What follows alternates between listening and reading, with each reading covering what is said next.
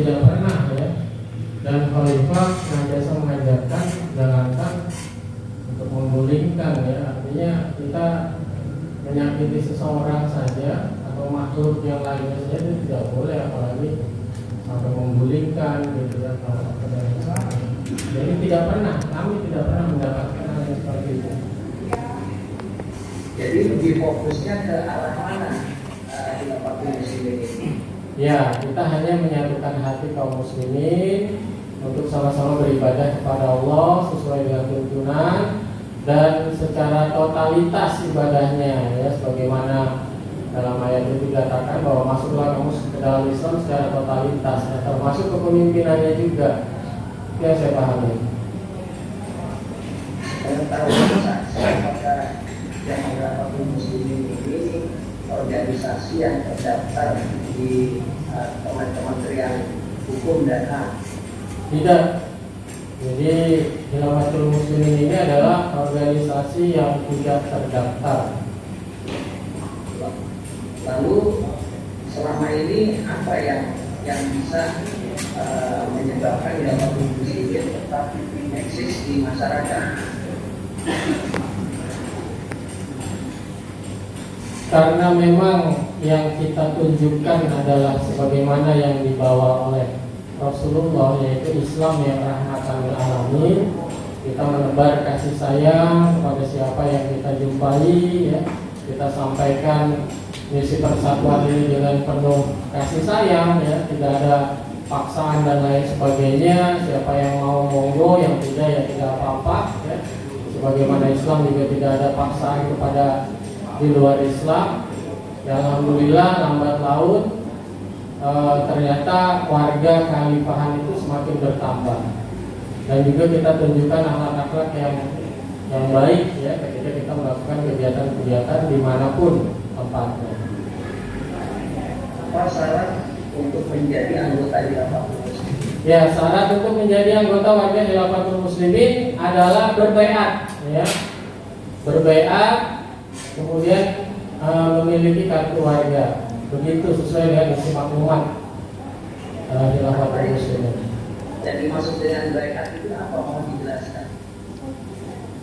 Baiat adalah janji setia atau bentuk kesungguhan dari isi baiat yang termaktub ya. Tidak mencuri, tidak berzina, tidak menyebutkan Allah, kemudian siap mendengar dan taat kepada Allah dan Rasulnya, dan siap berkorban dalam rangka lillahi kalimatillah, dalam rangka menegakkan agama Allah. Itu maksud dari baiat. Baiat itu kepada siapa? Baiat itu pada hakikatnya adalah kepada Allah ya. Hanya disaksikan oleh ulil amri. Nah, dalam hal ini adalah amir-amir yang ada di Khilafatul Muslimin. Dan biasanya setiap orang yang berbaiat itu yang menyaksikan adalah Mas'ulumah sebagai penanggung jawab terendah yang langsung berhubungan dengan umat. Kemudian di dalam baiat ada ketaatan dari seorang warga kepada amirnya. Sejauh mana ketaatan itu, apakah memang menjadi satu khusus individu kepada pimpinannya atau bagaimana? Oh tidak ya. Ketaatan kepada seorang amir ini adalah sepanjang tidak memaksiati Allah dan Rasulnya ya. Sepanjang tidak memaksiati Allah dan Rasulnya. Kalau memaksiati Allah dan Rasulnya, maka tidak ada kewajiban kita untuk taat terhadap ulil amri. Jadi artinya taatnya itu kalau sesuai dengan Al-Quran dan Hadis, itu maksudnya. Iya, betul. Kemudian kalau ada warga yang melanggar baiat, itu bagaimana sanksi yang diberikan di Khilafatul Muslimin? Ya, kalau sesuai ayat, paling nama yang khusus ala nafsih ya. Jadi ketika seseorang melanggar dari baiat, maka pelanggaran itu akan kembali kepada dirinya. Dan hari ini belum ada sanksi yang dikeluarkan dari Khilafatul Muslimin terhadap warga-warga yang melakukan pelanggaran. Demikian. Kalau ada warga yang ingin keluar dari Khilafatul Muslimin, itu bagaimana mekanismenya?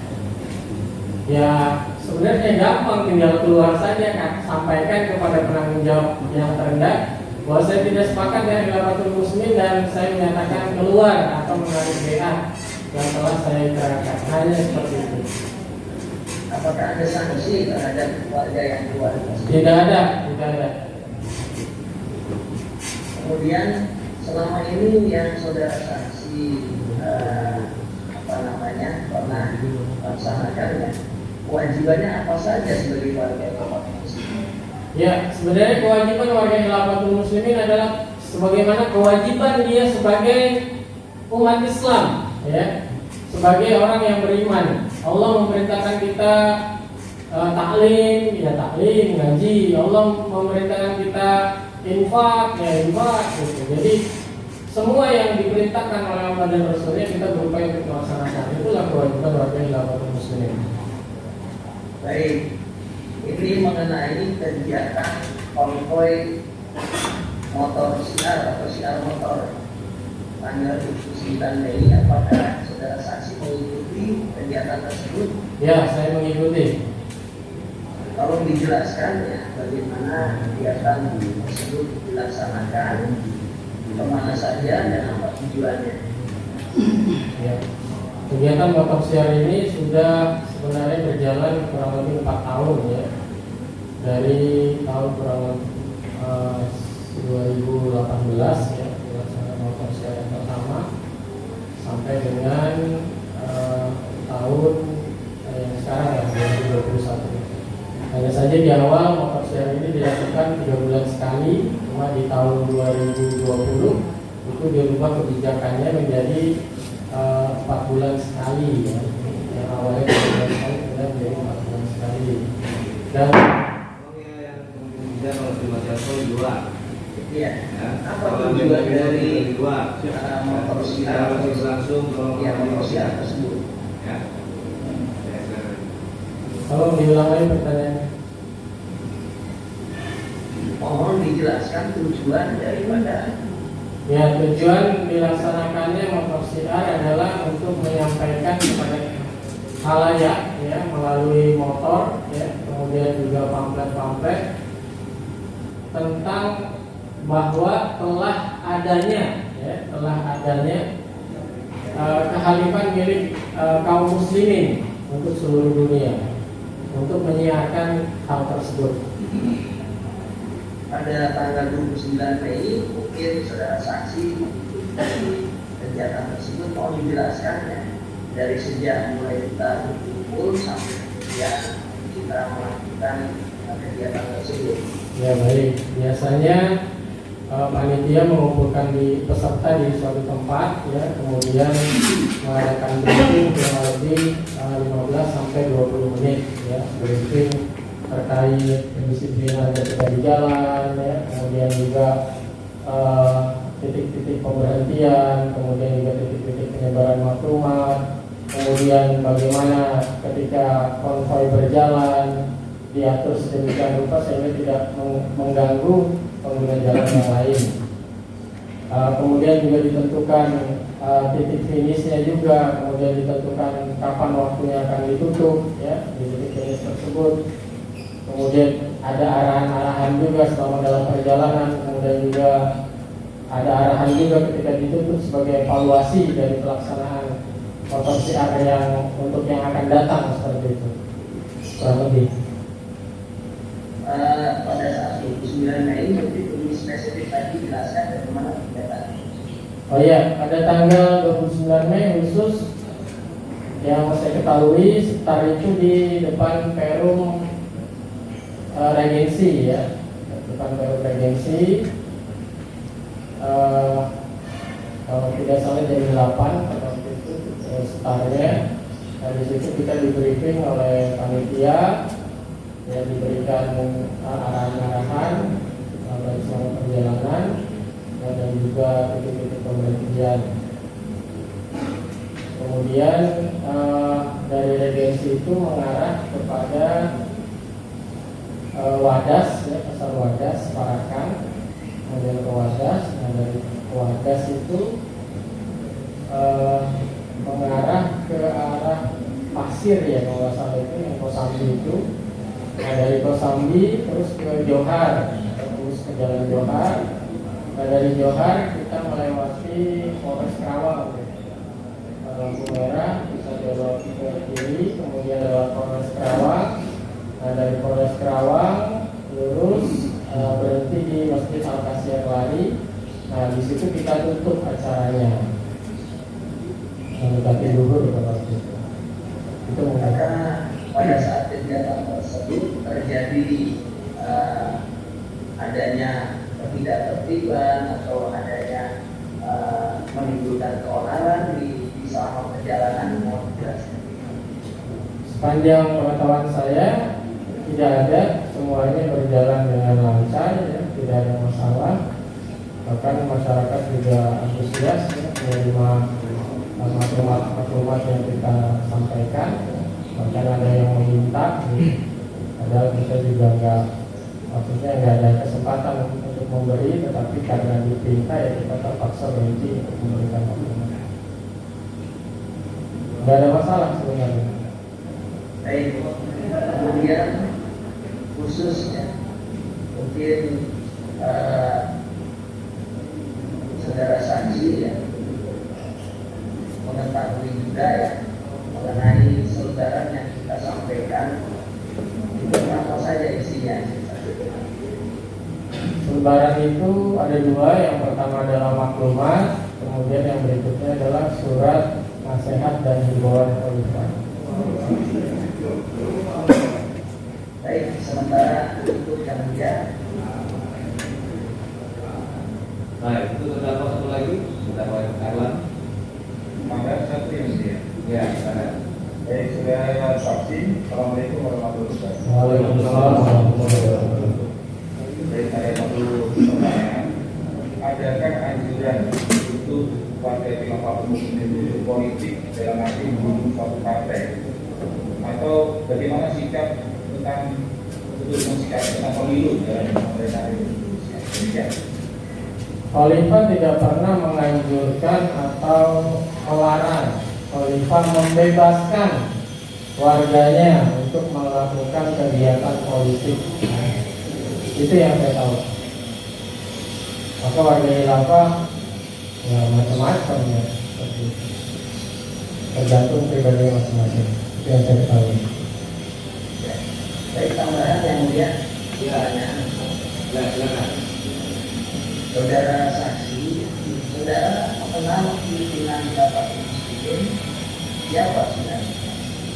Pimpinan Khilafatul Muslimin adalah Ustadz Abdul Qadir Hasan Baroja, Khalifah. Saudara mengenal dekat dengan beliau? Mengenal. Oh, ya. Menurut saudara saksi, saudara mengenal Khalifah itu apa yang mungkin perlu disampaikan? Kenapa beliau sebagai pimpinan memaklumatkan dan sifat-sifat atau akhlak beliau yang sudah Ya baik, kalau yang sering saya dengar dari lisan beliau bahwa berjamaah ini adalah kewajiban kaum muslimin, dan adanya seorang kepemimpinan bagi kaum muslimin adalah kewajiban. Karena ada satu ayat yang mengatakan yaumana tuqila unasim bi imamihim, bahwa suatu waktu umat ini akan dibangkitkan dengan para pemimpinnya. Nah maka ketiadaan kepemimpinan yang satu bagi kaum muslimin ini adalah menjadi suatu kewajiban yang harus ditunaikan. Maka beliau memberanikan diri untuk mengadakan kekhalifahan ini ya, sehingga dia menjadi khalifah sebagai sarana untuk menyelamatkan seluruh kaum muslimin yang ada di muka bumi. Dan untuk akhlak beliau, masya Allah ya, beliau adalah seorang yang tegas ya, walaupun beliau adalah seorang pemimpin, tetapi beliau tidak mau dibedakan ya, tidak mau dibedakan. Ketika di acara-acara pun makanan itu maunya sama ya, sebagaimana yang dimakan oleh umat.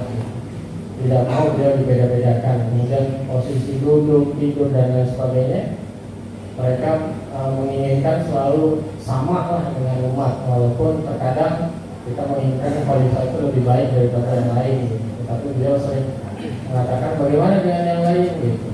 Nah kemudian ada kalimat yang masya Allah sampai dengan hari ini senantiasa terngiang ya dalam benak saya, dalam hati saya, bahwa kata khalifah, dalam kondisi apapun ya, dalam kondisi apapun posisikan kita benar di hadapan Allah. Nah itu yang menjadi sesuatu yang tertanam dalam dada saya. Mungkin itu yang dapat saya sampaikan. Baik. Kemudian mungkin kami ingin ya, secara jujur saudara saksi menyampaikan sejauh mana saudara saksi mengenal kami sebagai terdakwa dua ini. Oh iya. Karena memang dalam kehalifan ini adalah ketika seorang amir terpilih itu adalah hasil daripada pilihan umat ya.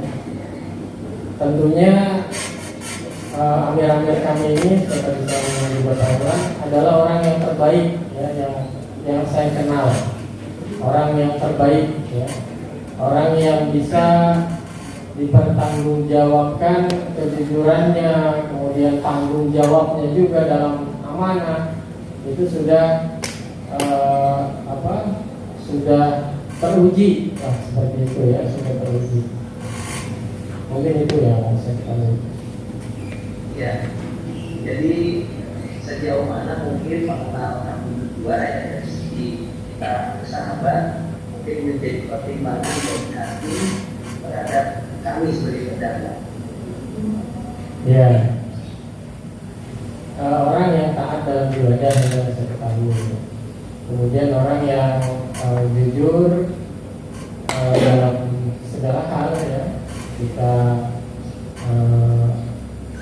menyampaikan satu hal apapun lah ya, itu insya Allah bisa dipertanggungjawabkan kejujurannya. Kemudian juga amanah, ketika diberi amanah ya, terbukti beberapa kali diberi amanah sebagai petugas dalam khalifahan, itu memberikan kebaikan kepada setiap khalifah tersebut ya.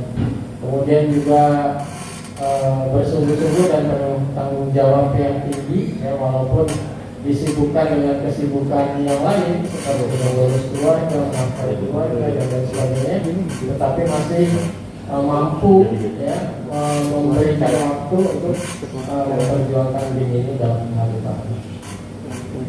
Demikian. Baik, terima kasih. Kemudian cukup. Baik, ada lagi? Cukup? Cukup ya? Nah, silakan, cukup. Silakan. Yang sudah ditanyakan harus diulang lagi ya? Saksi ini kan dari ajakan untuk bersatu kan ya, termasuk membagikan selebaran ya, bersatu mempersatukan umat Islam ya. Nah itu ujung-ujungnya kalau sudah bersatu itu mau apa? Ujung bersatu ini. Iya, kalau kita bicara ke depan ya kita juga nggak tahu ya, karena Allah itu sebenarnya yang dinilai kan adalah perbuatan kita hari ini gitu. Untuk kedepannya kita mau bagaimana kita nggak tahu. Kalau hidup kita saksi ya sudah mengumpulkan orang ya, mengajak untuk mengenal khilafatul muslimin ya, dan duduk di bawah kekhalifahan yang dipimpin oleh Ustadz apa tadi Hasan Baraja. Semua kalau sudah terkumpul, sudah bersatu di bawah kepemimpinan Hasan Baraja selaku khalifah, dan nantinya juga diperkenalkan secara universal internasional ya. Ya. Itu ujung-ujungnya mau ngapain itu? Kan semua itu punya tujuan. Iya. Kalau berdasar hadis ya, kata Allah Jamatul Rahmat wa Rafiqatul Azab ya. Bersatu itu adalah rahmat. Artinya rahmat Allah ini akan turun. Dan ketika berpecah belah itu azab. Ya kalau umat Islam sudah bersatu ya tentunya ya kemuliaan lah bagi semesta alam ya. Itu yang dicari. Iya. Baik kemuliaan di dunia dan juga kemuliaan di akhirat. Intinya bersatu untuk mencapai kemuliaan. Begitu. bersatu dalam rangka ibadah. Itu kan prosesnya. Ya. Adapun hasilnya ya pasti kemudian Ibadah di sini saya bukan sholat, tapi menegakkan syariat Islam, hukum Islam yang ditegakkan. Ya, gitu. Nah, tolong saudara saksi jelaskan dulu secara singkat. Jadi perbedaan antara khilafah atau khalifah yang sekarang khilafah muslimin dengan kekhalifahan yang bentuknya di waktu itu di dalam sejarah dipimpin oleh Umar bin Khattab itu. Ya, itu bedanya apa sih sistem khalifah yang sekarang ini, yang khalifah muslimin ini dengan khalifah yang ada dalam sejarah keislaman? Ya sama, cuma perbedaannya kalau dulu itu kekhalifahan yang ada yaitu kekhalifahan Abu Bakar As-Siddiq, Umar bin Khattab itu adalah meneruskan kepemimpinan Nabi Muhammad SAW setelah wafat. Nah, kalau kami ini adalah memunculkan kembali. Jadi prosesnya sebagaimana ketika awal-awal Rasulullah menjadi nabi di Mekah, mengumumkan kenabiannya ketika di Mekah. Berarti memunculkan kembali sistem khalifah. Iya kan? Memunculkan kembali kekhalifahan sebagaimana yang ada dalam sejarah Islam itu. Ya. Ya, baik. Jadi tadi saya sudah jelaskan sejak 2006 ya, yang menjadi baik sekarang ya.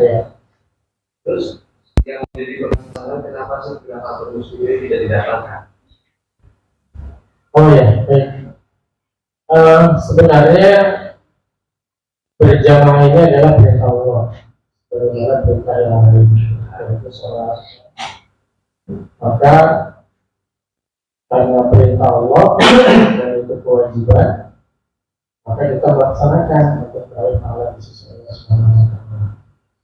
Dan alhamdulillahnya di Indonesia ini kan terkait ormas ini, saya tahu ya, ada ormas yang terdaftar dan juga ada ormas yang tidak terdaftar. Ya, saya tahu.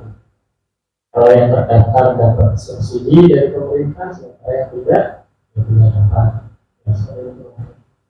Ya, pertanyaan saya, betul pernah jadi ahli ya? Ya. Ya. Kenapa kok dalam konteks organisasi khilafah muslimin tidak didaftarkan ini? Ya, tadi karena hanya mindsetnya ibadah jamaah seperti itu. Ya. Karena khilafatul muslimin sendiri kalau misalnya organisasi, intinya terikat dengan hukum. Kalau tadi saudara sampaikan bahwa itu kan secara agama seperti itu, ya. Aturannya secara syar'i seperti itu. Tapi kan kita ini hidup dalam negara hukum, dan sesuatu itu adalah hukum. Kalau dipertentangan dengan agama ya, maksudnya begini, ya bukan dengan saja ya, contoh kecil. Salah satu keluarga dari anggota khilafah muslimin ada yang atau menjadi korban Suriah, ya. Atau anggota yang contoh yang diatasi. Apabila saudara tadi menerangkan bahwa peraturan Allah mana yang dikedepankan, kisos atau kemudian kenapa Pak tidak kisos yang berbeda? Ya, kenapa? Ya, karena terkait itu Berarti saudara tidak patuh dengan ketetapan Allah. Saudara tidak menerapkan kisos. ya, kalau yang saya pahami terkait penerapan kisos itu harus ada wilayah hukum. Nah, berjamaah ini ya artinya karena memang kita belum ada wilayah hukum yang menerima kita secara utuh, ya, secara utuh, hanya sebagian kecil saja kan kalau di Indonesia, maka hal itu tidak bisa diterapkan. Nah, tadi kekhawatirannya terjadi perselisihan yang besar di antara kaum muslimin. Itu, maksud saya menyampaikan seperti itu tuh biar kita berpikir secara logis. Ya. Logika kita itu biar Jadi saudara menyampaikan karena belum ada wilayah hukum yang terkait dengan masalah. Ya. Artinya begini, ini kan dalam konteks negara hukum. Ya, negara hukum itu ada aturannya. Segala sesuatunya ada aturannya. Terkait dengan bagaimana kehidupan beragama, terus kehidupan antar golongan, suku dan lain-lain semua ada aturannya. Termasuk masalah tata peribadatan juga negara tidak istilahnya tidak toleran, tapi memberikan kebebasan kepada komunitas agama tertentu. Terus pertanyaan kami tadi kenapa kok tidak dilaksanakan? Karena begini, terkait dengan kegiatan Khilafatul Muslimin ini kan sifatnya masif. Karena di beberapa daerah tidak ada ya kan, tidak hanya untuk wilayah di Jabodetabek, tapi ternyata di luar Jawa pun ada ya kan.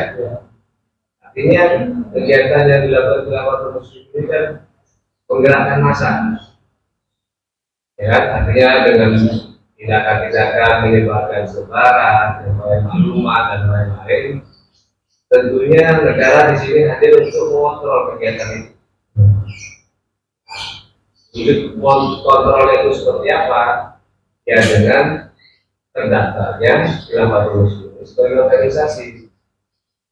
Jadi bukan mengontrol isi konten, maksudnya kalau misalkan kegiatan Khilafatul Muslimin ini mengajak ke arah amar ma'ruf nahi munkar itu silakan, baik, ya dalam konteks beragama ya sangat baik. Tidak ada yang menyalahkan itu, mengajak anggotanya untuk menjadi Muslim yang lebih baik, beribadah lebih baik, ya kan, tidak melakukan hal-hal yang bertentangan dengan hukum Allah.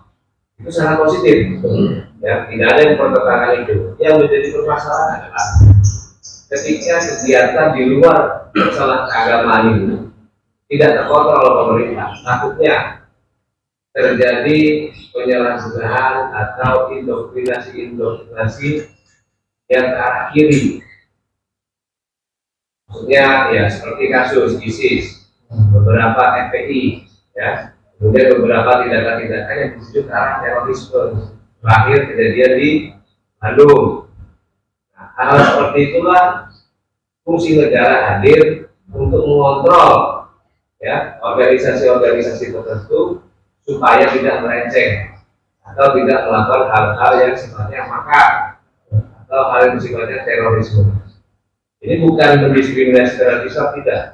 Makanya ya ada beberapa organisasi berbasis agama seperti Muhammadiyah, ya, NU, Al-Irsyad, Naqsabandiyah, kemudian beberapa organisasi keislaman lainnya, semua yang umum di negara tidak melarang. Kalau masalah penggunaan khalifah atau istilah-istilah lain dalam struktur organisasi itu, yaitu silahkan organisasi itu yang mengatur. Mau Khilafatul Muslimin pakai istilah khilafah, ulul amri atau apa itu silahkan bebas. Hanya permasalahannya kenapa kok tidak dilakukan? Karena sarana kontrol negara di situ. Kan menjadi aneh gitu loh. Sudah 2006 menjadi anggota sampai sekarang nih 2022 nih. Organisasi ini nggak terdaftar. Kan jadi kami jadi melihat kok aneh nih organisasi. Kalau misalkan dia ingin eksis, kenapa kok nggak dia harus menyelesaikan masalah legitimasinya dulu, legalitasnya dulu. Kenapa? Yang saya pahami seperti itu. Jadi konteksnya hanya masalah ibadah sama dalam kehidupan. Selebihnya tidak tahu ya. Jadi saudara menerangkan bahwa dalam hal pelaksanaan konvoy kemudian yang penyebaran sebaran itu dilakukan secara. Pertanyaan saya, kegiatan tersebut ada izin tidak dari pihak kepolisian? Oh, kita hanya izin itu kepada biasanya ya. Izin itu kepada tempat yang dimana kita ada pengumpulan massa pada saat pembukaan, kemudian pada saat penutupan sama yang punya tempat. Oke, kalau terjadi kerusuhan, misalkan yang bertanggung jawab itu pihak penegak hukum atau tempat saudara lapor. Misalnya ya karena yang punya tanah kosong saudara yang lapor sama punya tanah kosong nih, misalnya ya kan, tiba-tiba nggak tahu gimana akhirnya terjadi kerusuhan di situ. belum pernah terjadi. Jadi kita berpikir jangan seperti itu Pak ya. Jangan berpikir oh selama ini belum terjadi, tapi kita fungsi prevensi itu harus ada. Kita harus antisipasi supaya tidak terjadi hal-hal yang tidak diinginkan. Siapa tahu nih ya kan, atau muslimin mau ekspansi ke daerah NTT sana atau ke daerah Bali, di mana di situ dominannya non muslim, ya kan? Kalau misalkan tidak ada payung hukum dalam organisasi saudara, gimana nanti negara mau melindungi anggota-anggota Khilafatul Muslimin di sana? Toh juga liar gitu loh, nggak ada payung hukumnya. Untuk apa negara melindungi? Tapi karena kewajiban negara melindungi semua warga negaranya, mau tidak mau, kita bisa bicara konteksnya Khilafatul Muslimin. Ya, saya harap saudara sebagai mantan AMRI ya, atau masih AMRI sekarang? Oh udah enggak, ya paling tidak beri masukan ya. Yes. Kalau memang Gimana? ya, Ada acara-acara yang memang kita harus izin juga. Gitu. Harus tapi tidak semua kan? Tidak semua. Khusus motor siar ini memang kita izin pertama yang punya tempat titik start dan titik finish. Karena kami berpikir kita kan mobile di jalan terus gitu kan, bahkan sampai 3 kabupaten. Nah itu artinya hanya untuk efektivitas lah gitu. Kalau misalkan kita izin 3 kabupaten kita datangi semua, izin setiap Polres kita datangi izin gitu kan. Tapi itu maksudnya. Ya tentunya. Tapi kalau momen yang lain seperti misalkan sosialisasi atau buku ya, itu kita langsung datang Polres izin gitu. Lengkap lah. Ya, pada intinya berarti situasional kalau Situasional ya, di ini ya bagi majelis sebetulnya yang harus dipikirkan dalam konteks ini organisasi itu harus berpikir secara luas ya, secara komprehensif ya, tidak bisa kita kumpul berjamaah kayak pengajian biasa misalkan seperti itu. Artinya apa? Tidak ada keinginan organisasi untuk berkembang. Kalau misalkan penyampaian dengan brosur saudara, nanti ada beberapa daerah, nanti Jakarta, mana. Kalau berbicara secara global seperti itu, tentunya harus dipersiapkan menuju ke arah sana. Ya, kayak Muhammadiyah, NU ya sampai Merauke sana ada cabang NU, cabang Muhammadiyah, ya kan? Kalau dari Aceh sana juga ada. Karena pengaturan organisasinya jelas. Kalau pengen Khilafatul Muslimin ini jelas, konsep secara baik gitu organisasinya. Kalau misalkan organisasinya tidak terkonsep, satu bisa diduga ini kegiatan ilegal. Ya, orang nggak tahu nih, pokoknya tahunya Khilafatul Muslimin ini nggak terdaftar ilegal itu. Ya, padahal nggak tahu sebetulnya maksud dan tujuan Khilafatul Muslimin ini mengajak umat cara yang lebih baik. Badan lebih baik, menegakkan amal nahi munkar, ya kan?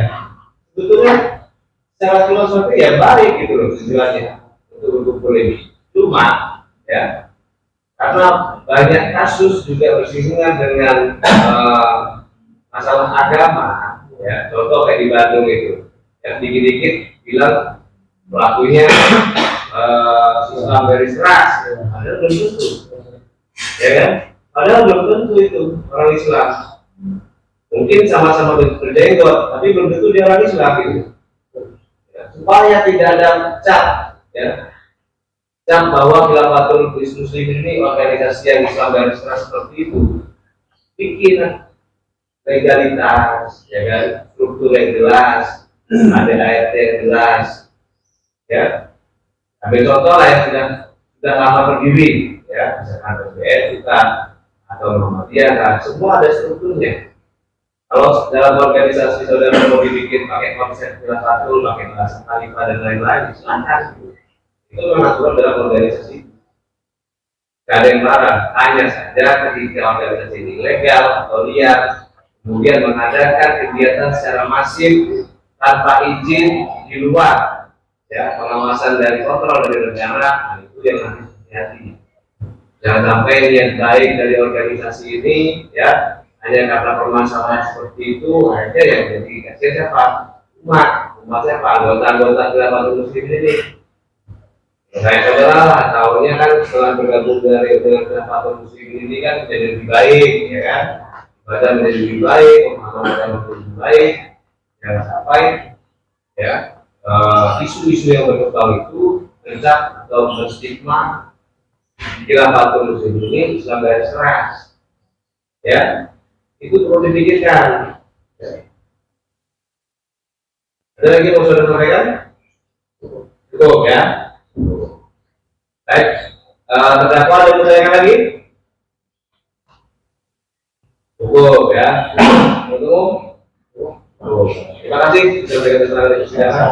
Boleh meninggalkan ruang kita. Ya. Kita lanjut pemeriksaan terdakwa ya. Begini ya terdakwa ya. Masih ada lagi saksi yang meringankan? Cukup yang dia. Cukup. Oke. Baik, karena saksi meringankan dari terdakwa cukup, kita lanjutkan untuk pemeriksaan terdakwa ya. Ya baik.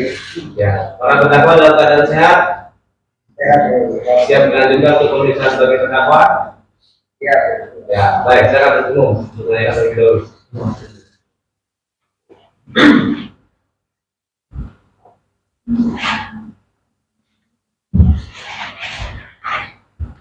Saudara terdakwa Adi Wianto Ya. Ada saya. sudah mendengarkan keterangan saksi ahli semua sudah. Saudara memang selaku Amir ya? Ya, saya ambil wilayah Puasukan. Wilayah Purwosuka. Waktu itu juga waktu pembagian maklumat kan saudara ada di situ ya? Ya, saya memimpin acara tersebut. Acara pembagian maklumat kan? Yang ini. Ya, konvoy motor siar. Waktu itu sudah. Isi-isinya juga sudah menjelaskan kemarin ke ahli saudara dan yang penegasan aja ke saudara terdakwa ya. Khilafatul, coba saudara jelaskan ya perbedaan antara Khilafatul Muslimin yang memang saudara pimpin sekarang ini dengan terdakwa. Halo? Ya, ini ada ini suaranya kurang lebih 11 ya. Coba selalu penegasan. Perbedaan antara Khilafatul Muslimin yang sementara saudara pimpin ini dengan kepemimpinan Islam yang contohnya seperti di negara Madinah yang dibentuk oleh Rasulullah dan dilanjutkan oleh Khilafatul empat sahabat itu Abu Bakar, Umar, dan sebagainya. Ya, baik, terima kasih Jaksa. Khilafatul Muslimin yang saya kenal itu dimaklumatkan pada tahun 1997. Kemudian kalau ditanya perbedaannya dengan Khulafaur Rasyidin ya, para khalifah pelanjut daripada kepemimpinan Rasulullah SAW. Perbedaannya adalah Khalifah Abu Bakar, Umar, Utsman dan Ali itu menerima penerusan atau mewarisi kekuasaan. Ini artinya Rasulullah pada saat itu sudah menaklukkan kota Mekah dan sudah sebagian besar dakwah itu berkembang. Nah, kemudian dilanjutkan oleh Khalifah Abu Bakar. Beliau melanjutkan kepemimpinan Rasulullah dan kekuasaan yang sudah ada di masa Rasulullah. Nah, Khilafatul Muslimin kami hanya dari segi kepemimpinannya yang menginginkan bahwa umat Islam itu punya satu kepemimpinan. Sementara kami tidak memfokuskan dalam masalah kekuasaan. Nah, itu perbedaannya di situ banyak. Tidak memfokuskan di permasalahan kekuasaan. Betul ya, banyak sekali. Tapi apakah tetap menerapkan hukum Islam secara kafah? Karena perintahnya itu bertakwa itu sekemampuan kita. Artinya kita tidak dituntut untuk melakukan sesuatu yang kita tidak mampu. Dalam masalah penerapan hukum itu perlu ada syarat-syarat untuk menerapkan hukum tersebut. Maka sekarang ini kita tidak menerapkan hukum atau belum bisa menerapkan hukum, kita hanya bisa menghimpun dalam satu jamaah, dalam satu kepemimpinan. Jadi terkait dengan penerapan hukum Islam, Ya, kami baru memberikan nasihat, memberikan pelajaran, ya, memberikan satu himbauan, jadi tidak menerapkan hukum itu karena memang kita belum bisa atau tidak mampu dalam menerapkannya, belum adanya wilayah. berarti kalau kan tujuannya kan mengumpulkan massa nih, Ya, mengimbau bersatu, ya kan? itu Berarti kalau sudah bersatu semua, sudah sepemahaman semua, baru bisa menerapkan hukum Islam sejak kapan gitu. Nah, kami berpegang bahwa pelaksanaan hukum itu adalah kesepakatan dari masyarakat di wilayah tersebut. Kalau masyarakat sepakat, barulah bisa diterapkan. Kalau masyarakat tidak sepakat, tentu tidak akan bisa diterapkan adanya satu hukum. Bersepakat itu berdasarkan apa? Kan negara juga kan sudah menjamin. Ya, Hukum Islam artinya juga diterapkan di Indonesia. Seperti yang Iya. dijelaskan kemarin, khususnya di Perdata. ya. Jadi kalau kesepakatannya sekarang kita memakai sistem hukum yang ada, ya sementara itu yang diterapkan. Kesepakatan hukum sebagaimana yang sudah dilaksanakan pada hari itu. Tapi kalau satu saat mungkin masyarakat menyadari bahwa sistem hukum yang ada sekarang ada kekurangan, maka kesepakatanlah yang dengan musyawarah ditentukan sistem hukum yang lebih baik atau yang mungkin bisa diterapkan dengan atau masyarakat yang ada di setempat. Karena gini loh, tujuan Khilafatul Muslimin kan bukan hanya di Indonesia, akan dibentuk perwakilan di negara-negara lain semua. Itu kan tujuannya kan? Ya betul. Tidak mungkin itu, hukum negara kan beda-beda itu semua. Berarti harus tunduk pada satu hukum, sehingga tidak mungkin diterapkan dua sistem hukum sekaligus. Betul. Nah, Memang seperti itu ya. berarti hukum Islam yang diterapkan, yang dipakai, yang digunakan, ya kan? Kita tidak boleh memaksakan kemauan kita kepada masyarakat yang belum mau menerimanya. Nah, kami ditanamkan seperti itu. Jadi yang namanya pelaksanaan aturan, pelaksanaan itu tidak boleh dipaksakan kepada masyarakat yang belum bisa menerima aturan.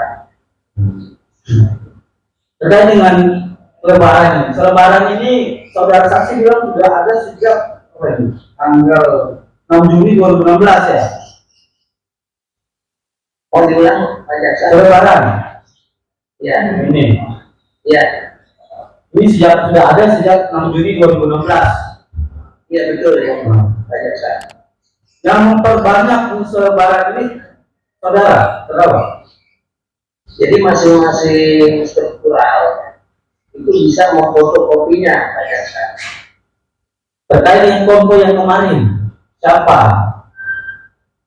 Jadi masing-masing peserta itu kan terdiri dari struktural di Puro maupun di Kemasulan. Nah, masing-masing sudah mempersiapkan diri memperbanyak dari tingkat kemasulan. Tugas saudara apa saat itu? Saya memimpin perjalanannya. Memimpin perjalanan, memastikan tidak bahwa ini memang sudah dibawa semuanya nih, sudah dibawa diperbanyak untuk sebagian masyarakat. Betul, Pak Jaksa. Memastikan itu juga.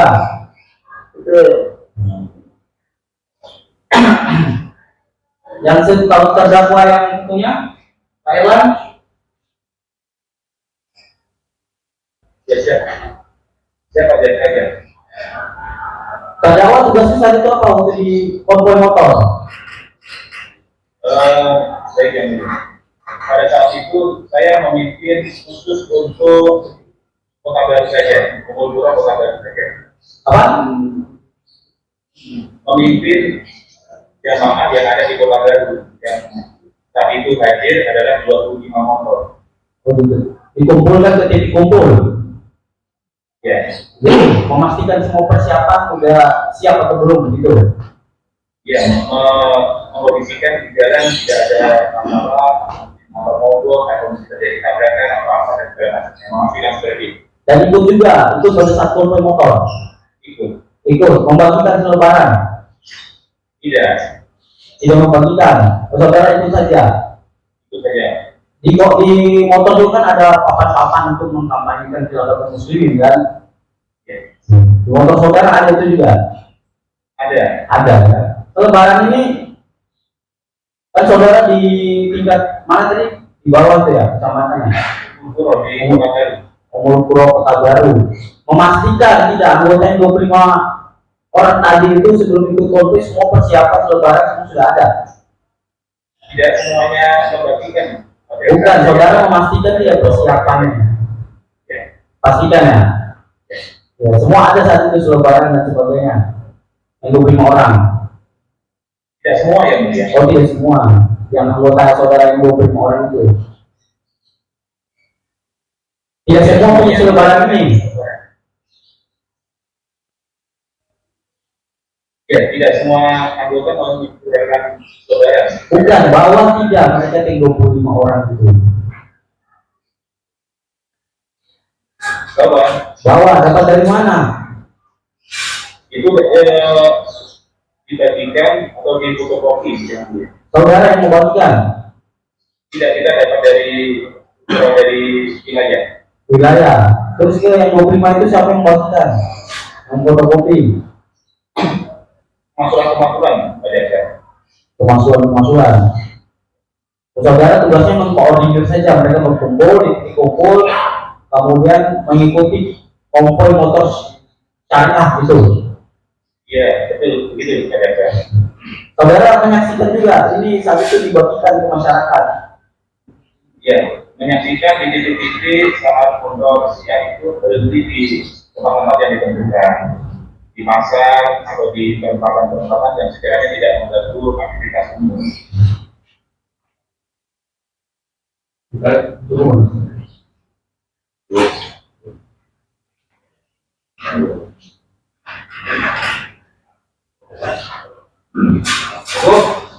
Tunggu, baik, siap,